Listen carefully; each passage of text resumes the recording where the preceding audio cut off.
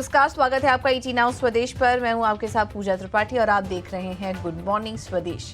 आगे हम फोकस करेंगे ग्लोबल मार्केट से कैसे संकेत मिल रहे हैं, साथ ही खबरों वाले शेयर्स की पूरी डिटेल बताने के लिए शरद हमारे साथ जुड़ेंगे और ब्रोकरेज की रिपोर्ट के रडार पर कौन कौन से स्टॉक्स हैं इस पर भी आगे हम चर्चा करेंगे। साथ ही कमोडिटी मार्केट का भी पूरा एक्शन आपके सामने एक एक करके रखेंगे। लेकिन सबसे पहले शुरुआत करेंगे इस वक्त ग्लोबल बाजार के संकेतों से, और संकेत कमजोर देखने को मिल रहे हैं। गिफ्ट निफ्टी की अगर बात करें तो करीब 350 अंकों से ज्यादा की वीकनेस देखने को मिल रही है। गिफ्ट निफ्टी में करीब 1.5% नीचे है ये। हांगकांग के बाजार करीब 1% की कमजोरी के साथ कारोबार कर रहे हैं। जापान के बाजार में 400 अंकों की कमजोरी है। कोरिया के बाजार भी लाल निशान में है। हालांकि चीन के बाजार हल्के हरे निशान में कारोबार कर रहे हैं। रिकवरी आई है यहाँ पर, लेकिन बाकी सभी इंडाइसेस लाल निशान में ट्रेड कर रहे हैं। अब ये जो भारी गिरावट नजर आ रही है एशियाई बाजारों में, इसके पीछे वजह क्या है? वजह यह है कि शुक्रवार को भारी बिकवाली देखने को मिली थी ग्लोबल मार्केट से, और हमने देखा उसी का असर यहाँ पर देखने को मिल रहा है आज एशियाई बाजारों में। अगर अमेरिकी बाजारों की बात करें तो डाउ में 475 अंकों की गिरावट देखने को मिली। नास्डैक S&P 500 में 1.5% की गिरावट आई।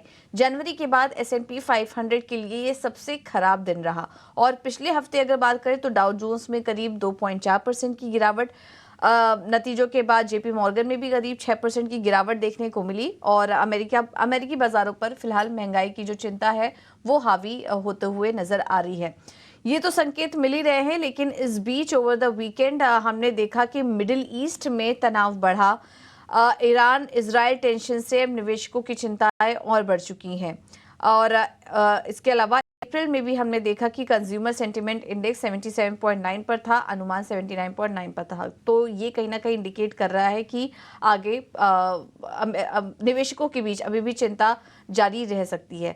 अन्य ग्लोबल संकेतों पर नजर डालें तो मध्य पूर्व में तनाव से सोने ने शुक्रवार को नया हाई लगाया। हालांकि अभी थोड़ी नरमी देखने को मिल रही है कॉमिक्स पर, लेकिन 2448 का हाई, डॉलर का नया हाई सोने ने बनाया इस टेंशन बढ़ने के बाद। और इसके अलावा क्रूड में भी उबाल जारी है। ब्रेंट $90 के ऊपर अभी भी बरकरार है। और यहाँ पर नजर है कि ईरान की जो हमला हुआ था उस पर इजराइल की तरफ से जवाबी कार्रवाई क्या होती है, इस पर फिलहाल अभी दुनिया भर के बाजारों की नजर है। अगले कुछ दिनों में हम देखेंगे कि इजराइल की तरफ से भी कुछ डेवलपमेंट होता हुआ नजर आएगा। फिलहाल नजर उस पर टिकी हुई है। हालांकि ईरान ने जो हमले किए थे उसको इजराइल ने रोक दिया है।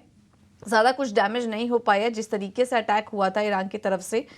लेकिन और उसी के चलते हमने देखा कि उसके बाद कच्चे तेल में थोड़ी नरमी आई, बट अभी भी $90 के ऊपर बरकरार है। और कच्चा तेल एक बहुत बड़ा कंसर्न है इस वक्त दुनिया भर के बाजारों के लिए, क्योंकि ये महंगाई को आगे ट्रिगर कर सकता है अगर मिडिल ईस्ट में टेंशन बढ़ी तो। अब हुआ क्या है ओवर द वीकेंड, पहले उसकी हम आपको जानकारी दे देते हैं। मध्य पूर्व जो एरिया है मिडिल ईस्ट में, वहां पर तनाव बढ़ा है। ईरान ने शनिवार को इजराइल पर हवाई हमले किए और करीब 200 से ज्यादा ड्रोन लॉन्च करने की खबर आई। इसमें 150 से ज्यादा मिसाइल दागे जाने की भी खबर है। हालांकि इजराइल ने के ईरान ड्रोन पर ने काफी सारे मिसाइलों को रोका भी और ज्यादा नुकसान यहां पर देखने को नहीं मिला है। लेकिन इजराइल ने ईरान को जवाबी कार्रवाई करने की भी धमकी दी। और यूएन महासचिव ने ईरान के इजराइल पर हमले की निंदा भी की है। दुनिया अभी एक और युद्ध नहीं झेल सकती, ये यूएन के महासचिव का कहना है। तो इस तरह के संकेत आ रहे हैं, टेंशन बढ़ी है। अब देखना होगा इजराइल की तरफ से जवाबी कार्रवाई क्या होती है। हालांकि यूएस ने भी कह दिया है कि वो डिफेंस करेंगे, लेकिन को एक्सीलेट करने की उनकी फिलहाल कोई योजना नहीं है। तो इजराइल को भी वो सलाह दे रहे हैं कि इस मामले को और ज्यादा आगे ना बढ़ाया जाए। इस वजह से हम देख रहे हैं कि सोना थोड़ा नरम हुआ है, कच्चे तेल में हल्की नरमी आई है, लेकिन अभी टेंशन बनी हुई है। और इसी का असर आज हम एशियाई बाजारों की शुरुआत पर भी देख रहे हैं। शुरुआती संकेत कमजोरी के हैं। 350 अंकों की गिरावट इस वक्त गिफ्ट निफ्टी में है। चलिए, ये तो बात हुई ग्लोबल संकेतों की। एक बार एफआईज और डीआईएस के आंकड़े भी समझ लेते हैं, उसके बाद हम समझेंगे कि आज भारतीय बाजारों में क्या करें। तो एफआईज और डीआईएस की तरफ से जो अपडेट आ रहे हैं उसमें कैश मार्केट में एफआईज की तरफ से बिकवाली हुई है और 8027 करोड़ की बिकवाली का आंकड़ा नजर आ रहा है। हमने शुक्रवार को एक हैवी सेल ऑफ भी देखा था बाजार में, और निफ्टी और बैंक निफ्टी दोनों में ही कमजोरी थी। आखिरी के कुछ घंटे में देखें तो कमजोरी वहां पर गहराई थी और एफआईएस की तरफ से भी संकेत अच्छे नहीं है। हालांकि डीआईएस खरीदारी करके चल रहे हैं यहाँ पर, और 6342 करोड़ की खरीदारी हुई है डीआईएस की तरफ से। लेकिन इंडेक्स ऑप्शन और इंडेक्स फ्यूचर्स का आंकड़ा अगर देखें तो दोनों नेगेटिव है। इंडेक्स फ्यूचर में 1997 करोड़ की बिकवाली हुई। इंडेक्स ऑप्शन में 8,951 करोड़ की बिकवाली देखने को मिली है। तो एफआईआईस की तरफ से संकेत भी ठीक नहीं है, थोड़े नेगेटिव साइड पर देखने को मिल रहे हैं। अब इन सब को देखते हुए आज भारतीय बाजारों में क्या रणनीति अपनाएं, क्योंकि जैसा कि हमने आपको बताया कि फ्राइडे के सेशन में हमने देखा कि निफ्टी में 234 अंकों की गिरावट थी और बैंक निफ्टी में 400 अंकों की गिरावट देखने को मिली और दिन के निचले स्तर पर बाजार बंद हुआ।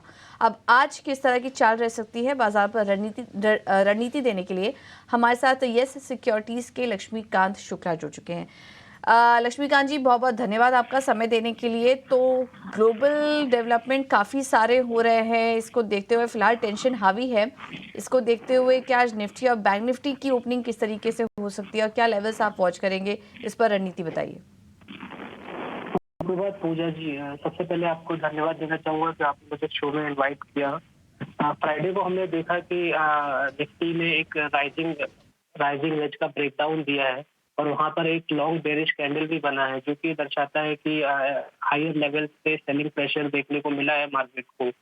तो अगर हम ओवरऑल ट्रेंड की बात करें, वो अभी भी बुलिश है। हमारे पास 22,200 से लेकर 22,000 का एक स्ट्रॉन्ग सपोर्ट है, पर इमीडिएट सपोर्ट निफ्टी का नजर आ रहा है 22,500 लेवल्स पे। अगर हमें पहले एक घंटे में रिकवरी नहीं मिलती है और निफ्टी 22,500 लेवल के नीचे ट्रेड करता है, तब हमें 22,200 से लेकर 22,300 के लेवल्स निफ्टी टच कर सकता है।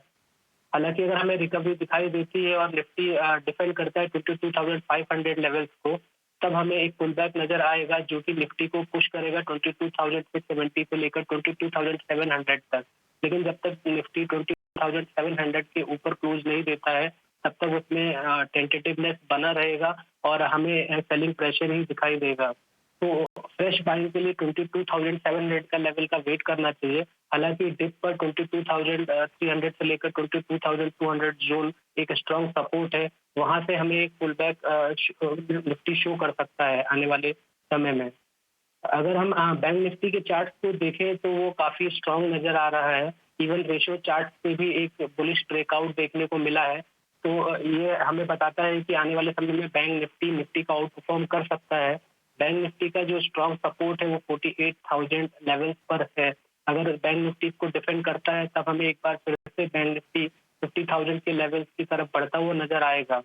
हालांकि अगर बैंक निफ्टी 48,000 लेवल्स के नीचे ब्रेकडाउन दे देता है, तब हमें 47,200 से लेकर 47,000 लेवल्स के निचले स्तर भी दिखाई दे सकते हैं, जिसकी प्रोबेबिलिटी थोड़ी कम नजर आ रही है बैंक निफ्टी और निफ्टी के रेशियो चार्ट देखने के बाद।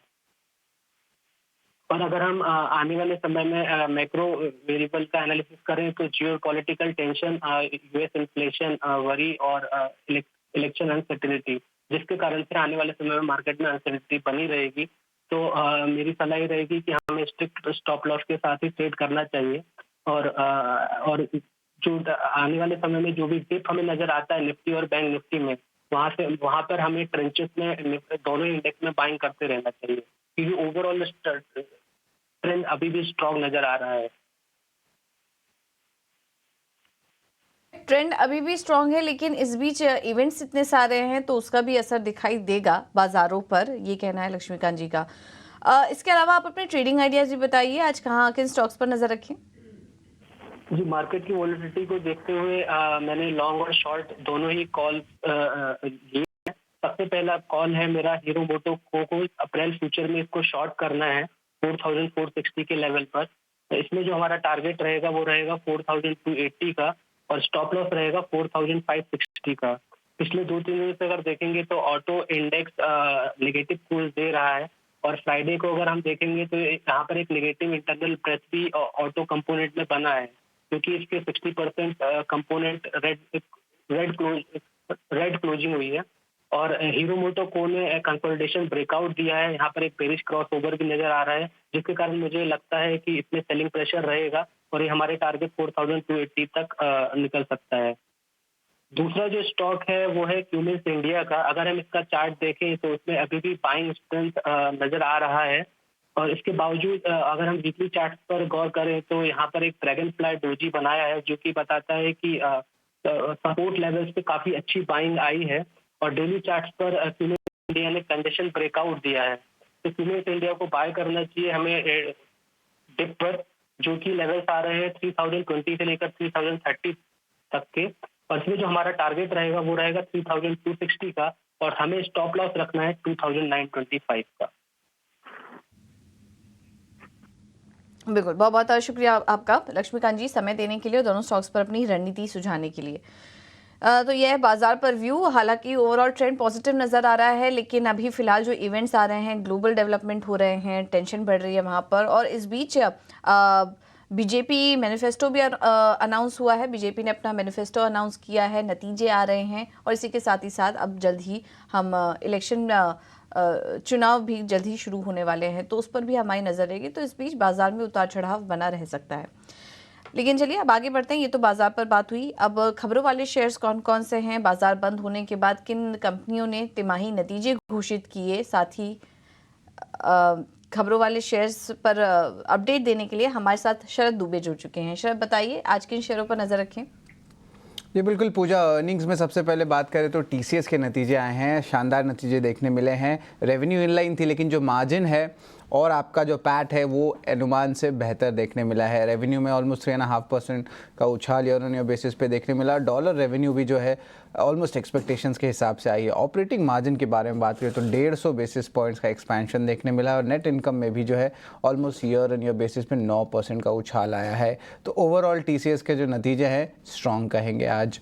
आनंद राठी दूसरा स्टॉक रहेगा फोकस में, यहाँ पे भी नतीजे आए हैं, हालांकि सीक्वेंशियली ये नंबर्स वीक देखने मिले हैं। रेवेन्यू फ्लैटिश रहा है 1% का, नेट प्रॉफिट और एबिटा दोनों में गिरावट आई है 2 से लेकर 9% तक, लेकिन इंपॉर्टेंटली एक 165 करोड़ का बाईबैक अप्रूव आ गया है।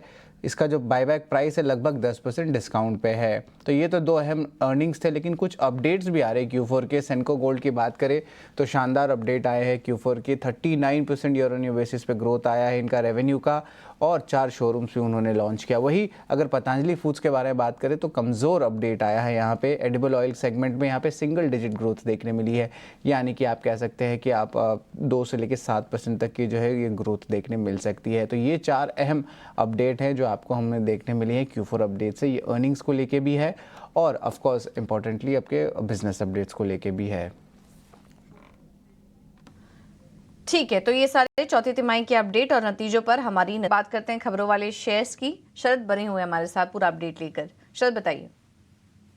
Aster DM health care focus में रहेगा। यहाँ पे उनका एक स्पेशल डिविडेंड अनाउंसमेंट आया 118 रुपये का, यानी कि लगभग 20% डिविडेंड यील्ड है। ऑफ कोर्स जो गल्फ की रिस्ट्रक्चरिंग हुई उसके जो है ये एक one time dividend share holders को दिया गया है, तो इसको भी ज़रूर ट्रैक करेंगे। शिल्पा मेडिकेयर 500 करोड़ का QIP तो खत्म हो गया, लेकिन जो बड़े नाम आ रहे हैं अलॉटी लिस्ट में सामने, उसमें मधुसूदन केला, सुनील सिंघानिया जैसे बड़े दिग्गज बाजार के जो लोग हैं उनके प्रमोटेड एंटिटीज़ के नाम शामिल हो रहे हैं, तो शिल्पा मेडिकेयर पे भी फोकस रखिएगा।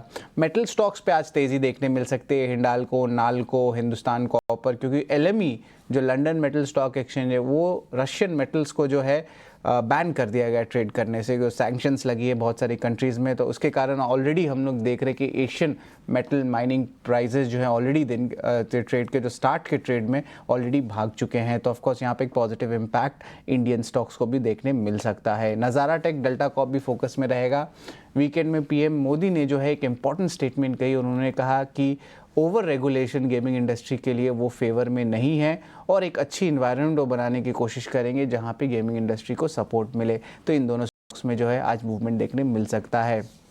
तमिलनाडु मर्सेंटाइल बैंक, यहाँ पे एक नेगेटिव डेवलपमेंट आई है। RBI ने इन्फॉर्म किया है बैंक को कि जो बैंक ने अपनी प्रपोजल रखी थी कैंडिडेट्स को लेके MD और CEO, वो जो है सूटेबल नहीं है। इसका मतलब बैंक को फ्रेश पैनल ऑफ कैंडिडेट्स जो है स्टिपुलेटेड टाइम में जो है सूटेबल एक्सपीरियंस में उनको भेजना पड़ेगा। तो एक टाइप से डिले होने वाला है MD CEO के पद के चुनाव के लिए, और उसके कारण आज स्टॉक में सेलिंग प्रेशर भी आ सकता है। IIFL फाइनेंस की बात करें तो 1500 करोड़ रुपए वो रेज करेंगे राइट्स इशू जरिए।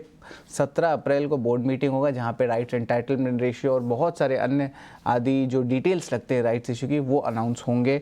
और आखिरी स्टॉक अगर मैं बात करूं तो वो रहेगा आमी ऑर्गेनिक्स। केमिकल कंपनी है और यहाँ पे भी अच्छी वॉल्यूम्स देखने मिली है, थोड़े दिनों में पिकअप आई है। यहाँ पे बोर्ड ने 500 करोड़ रेज करने के लिए QIP या इक्विटी के ज़रिए अप्रूवल दे दी है, तो इन स्टॉक्स में जो है आज तेज़ी देखने मिल सकता है। ठीक है, बहुत बहुत शुक्रिया शरद आपका ये सारी जानकारी देने के लिए। तो ये कुछ ट्रिगर्स और खबरों वाले शेयर्स हैं। एस्टर डीएम हेल्थ 118 रुपये प्रति शेयर के डिविडेंड का ऐलान हुआ है। इसके अलावा शिल्पा मेडिकेयर फोकस में रहेगा। आज मेटल स्टॉक्स वापस से आज के ट्रेड में फोकस में रहेंगे। एलएमई ने रूस के मेटल्स पर पाबंदी लगा दी है, जिसके चलते हिंडाल्को, नाल्को और हिंद कॉपर पर आप नजर रखिए।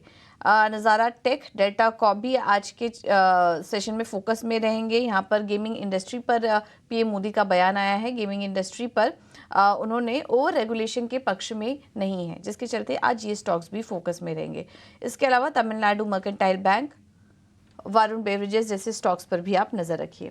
चलिए अब आगे बढ़ते हैं और बात करते हैं ब्रोकरेज रिपोर्ट की। गौरव जुड़ चुके हैं हमारे साथ पूरा अपडेट लेकर। गौरव बताइए। हाँ, तो आज सबसे पहले बात करते हैं ONGC की, क्योंकि जेफरीज ने इनिशिएट किया है बाय रेटिंग के साथ और टारगेट प्राइस दिया है 390 रुपीज़ का, जो कि 39% से भी ज़्यादा एक अपसाइड दिखा सकता है, क्योंकि उनका मानना है कि कहीं पे जाके वैल्यूएशंस में अभी भी चांस है कंपनी को आगे बढ़ने का। और अगर हम वैल्यूएशन की बात करें तो निफ्टी के कंपैरिजन में काफ़ी डिस्काउंट पे है कंपनी के वैल्यूएशंस। और आगे जाके जेफरीज का मानना ये भी है कि कहीं पर नेट डेट टू इक्विटी जो है वो आगे भी घटते हुए देखने को मिल सकता है, 0.2 टाइम्स से भी कम होते हुए देखने को मिल सकता है, और इसीलिए एक बुलिश व्यू उनकी तरफ से आ रहा है। अगली बात करते हैं EMS स्पेस की, जहाँ पे कोटक ने इनिशिएट किया है कई कंपनीज के, जैसे कि अगर केन्स की बात करें, एम्बर की बात करें, तो वहाँ पे उन्होंने इनिशिएट किया है ऐड रेटिंग के साथ। उसी के साथ साथ उन्होंने कहीं पे सिरमा SGS पे रिड्यूस रेटिंग के साथ इनिशिएट किया है, और इसी के साथ साथ कहीं पे एवेलॉन और साइन DLM जैसे कंपनीज पे उन्होंने सेल रेटिंग के साथ इनिशिएट किया है, क्योंकि उनका मानना है कि कहीं पे जाके काफ़ी ज़्यादा अपॉर्चुनिटीज़ है कंपनीज को EMS स्पेस में, और टेलविंड्स भी काफ़ी ज़्यादा है। और इसी के साथ साथ टोटल एड्रेसेबल मार्केट जो है वो 9% से भी ज़्यादा CAGR पे बढ़ सकता है अगले 3 सालों में। पर आगे जाके कहीं पे इस कंपनीज पे जो एक्सपेंसिव वैल्यूएशन है वो कहीं पे लिमिट डाल सकता है, और इसीलिए हमें देखने को मिल रहा है कहीं पे रिड्यूस और सेल रेटिंग के साथ जो उन्होंने इनिशिएट किया है। और इसी के साथ साथ उन्होंने डिक्सन पे भी मेंटेन रखा है उनका सेल रेटिंग, और टारगेट प्राइस दिया है 5200 रुपीज़ का। अगली बात करते हैं जोमेटो की, जहाँ पे UBS ने बाय रेटिंग बरकरार रखते हुए टारगेट प्राइस बढ़ा के 250 रुपीज़ का किया है, क्योंकि उनका मानना यह है कि कहीं पे क्विक कॉमर्स में हमें काफ़ी ज़्यादा ग्रोथ देखने को मिल सकता है। और इसी के चलते उन्होंने मार्जिन एस्टिमेट जो है वो 9% पे किया है FY 29 तक का, जो कि 2 टाइम्स ज़्यादा है कंसेंसस से अगर हम कंपेयर करें तो। और इसीलिए एक बुलिश व्यू उनकी तरफ से भी देखने को मिल रहा है जोमेटो के ऊपर। अगली बात करते हैं एक्साइड इंडस्ट्रीज़ की, जहाँ पे मॉर्गन स्टैनली ने ओवरवेट रेटिंग बरकरार रखते हुए टारगेट प्राइस बढ़ा के 485 रुपीज़ का किया है। तो हमने हाल ही में देखा था कि जैसे एक्साइड इंडस्ट्रीज़ ने एक पार्टनरशिप किया था Hyundai के साथ, और इसी के साथ साथ अगर हम बात करें तो गवर्नमेंट की इनिशिएटिव्स भी काफ़ी ज़्यादा सपोर्टिव है अगर पूरे के पूरे अगर बैटरीज इंडस्ट्रीज़ की बात करें तो। और इसी के चलते हुए कहीं पे हमें वैल्यूएशंस में काफ़ी ज़्यादा ग्रोथ देखने को मिल सकता है, और मॉर्गन स्टैनली का मानना है ये जो वैल्यूएशंस है वो डबल हो सकता है अगले 12 महीनों में ही। और इसीलिए एक काफ़ी बुलिश व्यू हमें देखने को मिल रहा है एक्साइड इंडस्ट्रीज़ पे भी, जहाँ पे उन्होंने टारगेट प्राइस 480 रुपीज़ का रखा है। तो आगे जाके ये सब कंपनीज पे नज़र रखना काफ़ी इंपॉर्टेंट रहेगा, क्योंकि एक काफ़ी स्ट्रॉन्ग व्यू हमें देखने को मिल रहा है ब्रोकरेज की तरफ से, और इसी के चलते हमें एक अपसाइड या डाउनसाइड भी देखने को मिल सकता है। ठीक है, तो ये ढेर सारी ब्रोकरेज रिपोर्ट है आज जिस पर नजर रखिए। लेकिन फोकस में है आईटी कंपनियां भी। अब एक के बाद एक दिग्गज आईटी कंपनियों के नतीजे आना शुरू हो चुके हैं। TCS ने चौथी तिमाही के नतीजे पेश किए, जो कि अनुमान से काफ़ी शानदार देखने को मिले हैं। आय अनुमान के मुताबिक रही, जबकि मुनाफा और मार्जिन अनुमान से बेहतर रहे हैं। पूरी डिटेल्स दे रही हैं हमारी सहयोगी अनीशा जैन। अनीशा बताइए, TCS के नंबर्स कैसे रहे? जी हाँ, TCS के नतीजों की बात करें तो काफ़ी अच्छे नंबर आए हैं कंपनी के। जो टॉप लाइन है वो इन लाइन है एक्सपेक्टेशन से। 1.1% का कांस्टेंट करेंसी ग्रोथ आया है, and even dollar revenue and rupee revenue compare करेंगे तो इन लाइन से स्लाइटली लोअर है। बट जो बिग सरप्राइज आया है नंबर में वो है मार्जिन पिक्चर, बिकॉज मार्जिन आया है 26%। स्ट्रीट मान के चल रहा था कि 25.2 से 25.3% के आसपास मार्जिन आएगा, तो एक बड़ा बीट आया है मार्जिन में। इसके चलते प्रॉफिटेबिलिटी भी हमारी उम्मीदों से बेहतर है। प्रॉफिट फिगर आया 12,400 करोड़, जबकि हम जस्ट अराउंड 11,980 करोड़ मान के चल रहे थे। जो सेकंड बिग सरप्राइज आया है वो अर्निंग्स में, वो है डील विन का नंबर। 13.2 बिलियन डॉलर का डील विन नंबर आया है। स्ट्रीट 8 से 10 बिलियन डॉलर मान के चल रहा था एंड क्वार्टर क्वार्टर देखें तो काफ़ी बड़ा जंप आया है डील विन में भी। अट्रिशन कम हुआ है लेकिन हेडकाउंट भी क्वार्टर क्वार्टर कम ही रहा है। मे बी Q1 से हम लोग पॉजिटिव नंबर देखेंगे बिकॉज जो रिपोर्ट्स उभर कर आ रही है उससे पता चल रहा है कि कंपनी ने कैंपस हायरिंग रीस्टार्ट कर दिया है, तो मे बी उसका इम्पैक्ट Q1 से आएगा। थोड़ा प्रॉब्लम है BFSI में क्योंकि वो डिक्लाइन कंटिन्यू कर रहा है। नॉर्थ अमेरिका में भी डिक्लाइन है अब की बार, बट वो मेकअप हो गया है इंडिया बिजनेस और UK से बिकॉज दोनों पॉजिटिव रहे हैं एंड मैन्युफैक्चरिंग का भी परफॉर्मेंस काफ़ी अच्छा रहा है। तो ओवरऑल अगर टॉप लेवल पे देखेंगे तो काफ़ी अच्छे नंबर्स हैं, बट मैनेजमेंट से हमें BFSI, नॉर्थ अमेरिका, इन सब के बारे में और थैंक यू अनीशा आपका ये पूरा अपडेट देने के लिए। तो BFSI सेगमेंट में हल्की वीकनेस है, लेकिन भारतीय कारोबार ने अच्छा प्रदर्शन किया है। साथ ही बाकी डील विंग के अगर फ्रंट पर नंबर्स देखेंगे तो बहुत ही स्ट्रांग नंबर्स नजर आए। तो हर पैमाने पर अगर देखेंगे तो नंबर्स अनुमान से बेहतर रहे हैं TCS के केस में। अब इस पर ब्रोकरेज जो रिपोर्ट्स आई हैं वो भी आपके सामने एक एक करके रखते हैं। ज़्यादातर जो रिपोर्ट्स हैं वो पॉजिटिव ही हैं। JP मॉर्गन ने लक्ष्य बढ़ाया है, रेटिंग ओवरवेट की दी है। पुराना लक्ष्य 4000 का था, अब 4500 का लक्ष्य देख रहे हैं। बैंक ऑफ अमेरिका सिक्योरिटीज ने अपनी न्यूट्रल की राय बरकरार रखी हुई है, लेकिन लक्ष्य 4040 से बढ़ाकर 4125 का किया है। वहीं CLSA ने अंडरवेट की राय बरकरार रखी है, 4043 से घटाकर लक्ष्य जो दिया है वो 3941 का दिया है। और नोमुरा ने अपने टारगेट्स बढ़ाए हैं, हालांकि रेड्यूस की रेटिंग बरकरार रखी है, लेकिन टारगेट 3160 से बढ़ाकर 3240 का देख रहे हैं स्टॉक पर। अब इसके बाद जो अन्य रिपोर्ट आई है उसमें गोल्डमैन सैक्स के जो टारगेट्स हैं वो 4350 के हैं। ICICI सिक्योरिटीज ने ऐड की रेटिंग के साथ 4330 के लक्ष्य दिया है और JM फाइनेंशियल्स ने होल्ड की रेटिंग बरकरार रखी हुई है, लक्ष्य देख रहे हैं 4130 का। तो इसमें सबसे ज्यादा पॉजिटिव जो नजर आ रहा है वो है JP मॉर्गन जो कि 4500 का लक्ष्य देख रहा है। और ज्यादातर जो रिपोर्ट्स हैं उन्होंने अपने टारगेट्स यहाँ पर बढ़ाए हैं CLSA को छोड़कर। तो यहाँ पर सभी में रिवीजन एक देखने को मिला है टारगेट प्राइस पर। तो आज TCS का स्टॉक फोकस में रहेगा और इसके साथ ही साथ अन्य जो IT काउंटर्स हैं उस पर भी आप नजर रखिए। चलिए फिलहाल इस बुलेटिन में इतना